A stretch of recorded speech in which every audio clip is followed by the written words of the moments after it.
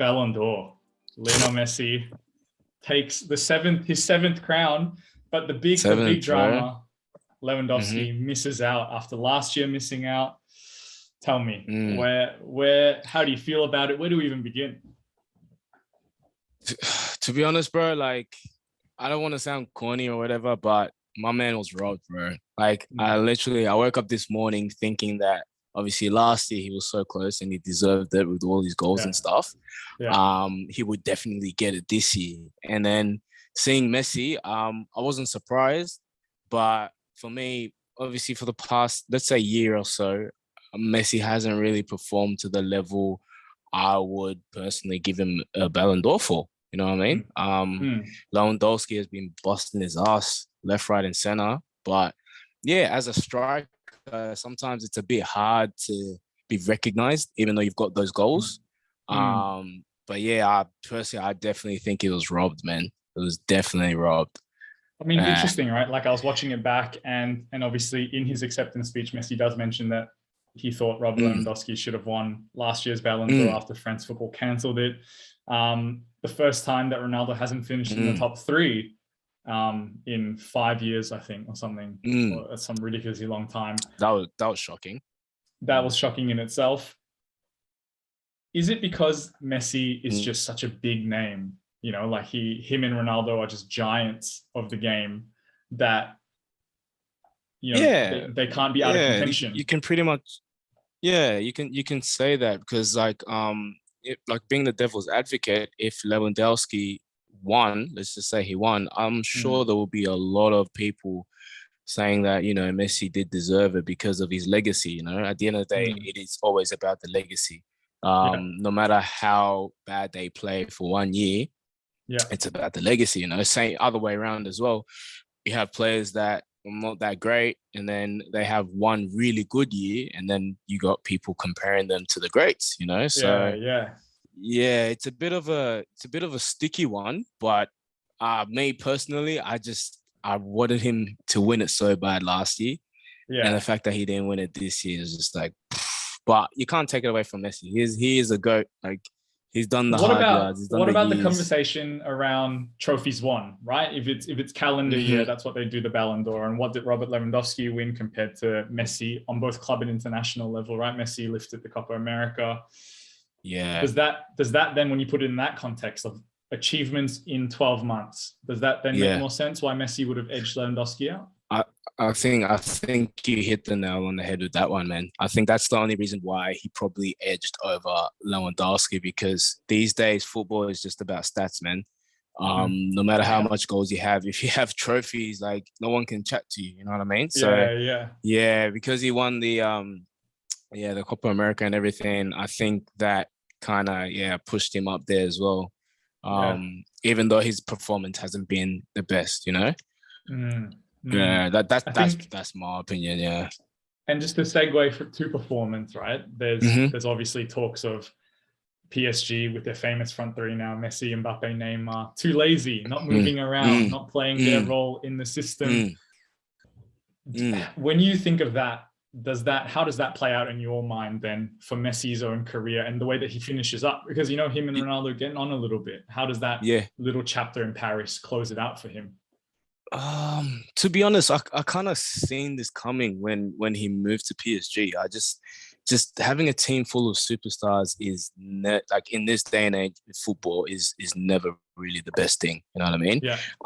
The sad part is it's Messi. Like, I don't ever want to see Messi finishing off his career at a team where he's not playing his best football. You want him to, like, you know, leave at the top, like the Xabis and stuff like that. There are a lot of egos in that team, and I think that's what's killing them at the moment. But overall, like, I don't think, even from Ronaldo, I don't think we'll see the best football out of him, because just because of age, where they're at in life at the moment, the teams they're at the moment, Manchester United, you guys are not doing that great as well. PSG is just full of superstars and ego. But the good thing about Messi is he's a very humble person. So he can get those like those little goals where they're really depending on him to win a final or something, and then he will still always be that GOAT. You get me? But week to week performance, I don't know, man. I don't know. You can't look past Lewandowski's goals as well. Yeah, definitely. But that's the thing. That's the only thing he has. To be honest, like if we're talking Lewandowski, you're thinking goals. That's all he has. And unfortunately, in this day and age, as we said, like that's not what's only gonna win you the Ballon d'Or. Like you need trophies, you need big wins, you need all these other things to come together for you. You know what I mean? And do you think that this is the last time the duopoly of Messi and Ronaldo will be at the top of the game in terms of like the Ballon d'Or? Will next year be the changing of the guard? You've got Mbappe who wants to leave PSG. Obviously, Haaland who's scoring a goal a game every time he plays for Dortmund. Is there a new age coming in as well? There's definitely a new age coming in. I don't know if it will be next year, but definitely within a few years to come. Just because of how those two GOATs are, they might push it a little bit next year. But at the same time, like, this is my opinion. I don't think there's enough contesting talent out there. I feel like Mbappe, yes, he's in the conversation, but he's very on and off for me.